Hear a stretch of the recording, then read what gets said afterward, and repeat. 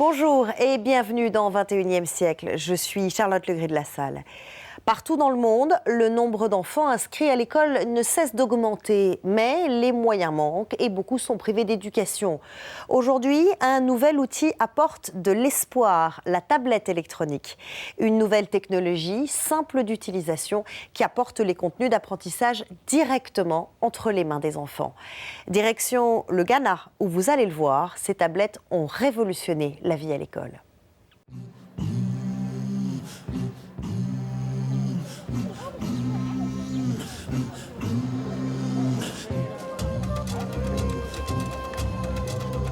Jour de marché dans ce petit village du Ghana. Jour d'école aussi pour les enfants. C'est ici que vit Gideon. Il a 14 ans, un jeune âge, mais chez lui la détermination est étonnante. Gideon veut faire quelque chose de sa vie. Et il en est certain, cela passe par l'éducation. Seulement au Ghana, pour lui comme pour beaucoup d'enfants, l'école est un rêve lointain.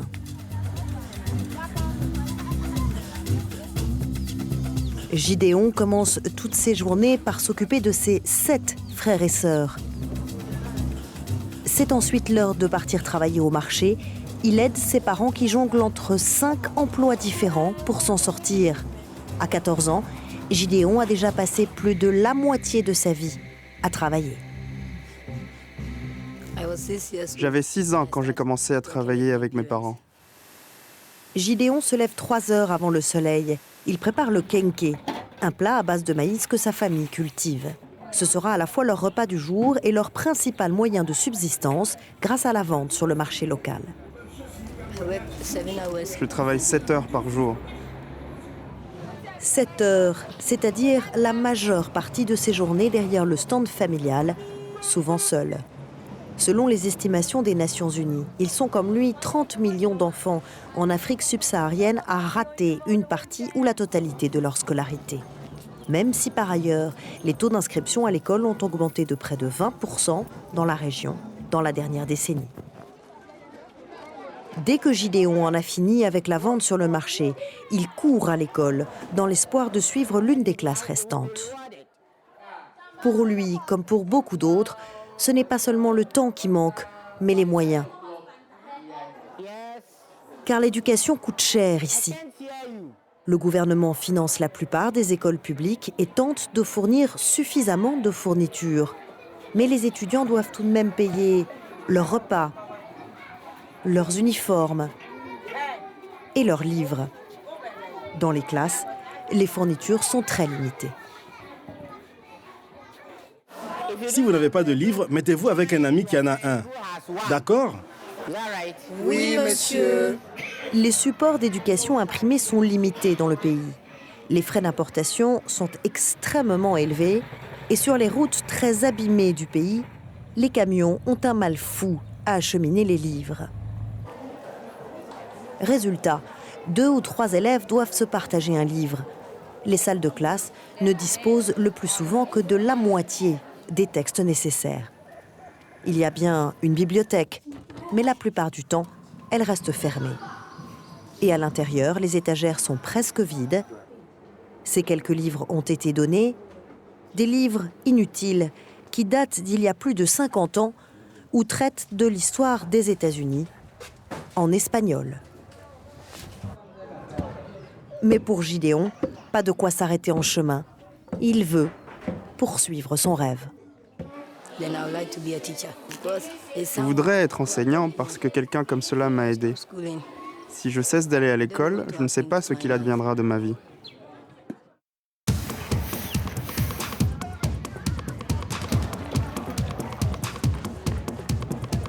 Pour lui et des centaines d'enfants, l'espoir est arrivé sous une forme inattendue, inconnue. En 2010, il s'est passé ici quelque chose que l'on peut appeler une révolution.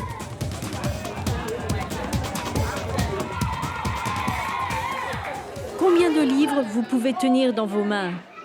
Je dirais 6. 6. Ok, pouvez-vous tenir 4000 livres dans vos mains?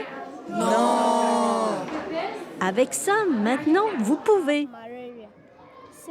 Ça, c'est une tablette de lecture électronique. Et pour beaucoup, cette nouveauté technologique peut potentiellement révolutionner l'éducation, ici et dans toutes les régions reculées du monde.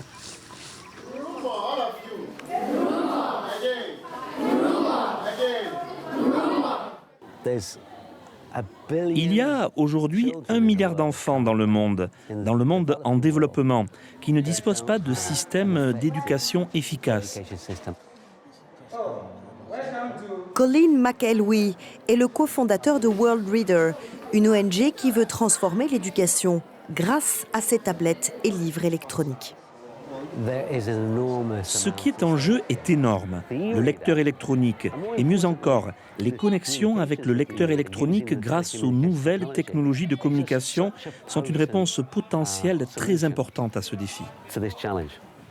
Le pouvoir de l'éducation est aujourd'hui littéralement entre les mains des élèves. Et les nouvelles communications explosent en Afrique. Le continent est aujourd'hui le second marché des télécommunications mobiles au monde. Et les livres électroniques peuvent être téléchargés en seulement 60 secondes grâce au réseau de téléphonie existant. Même pas besoin d'accès Internet ou de Wi-Fi. Pas besoin non plus d'électricité. Les tablettes sont téléchargées à l'école avec une autonomie de 10 jours environ. Les éditeurs sont mis à contribution en distribuant leurs livres électroniques gratuitement aux élèves. Et les étudiants peuvent en profiter à l'école, mais aussi à la maison. Un énorme gain de temps.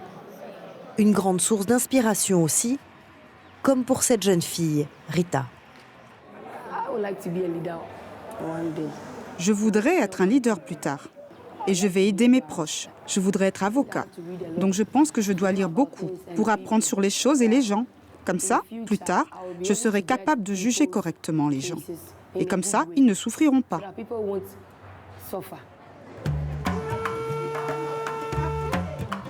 Chaque tablette coûte 80 $, un peu plus de 60 €, livrée avec un accès à des dizaines de milliers de livres digitaux. Des tablettes achetées grâce à des dons privés et des subventions du gouvernement et présentes dans déjà 5 pays de l'Afrique subsaharienne. Et World Reader espère que dans les 5 années à venir, cette technologie sera accessible à tous les enfants de la planète, depuis l'Afrique jusqu'à l'Amérique du Sud et l'Asie. Rita et Gideon en sont déjà persuadés. Cette technologie a le pouvoir de changer leur vie. Elle peut leur permettre de réaliser ces rêves qui dorment encore entre les lignes des livres.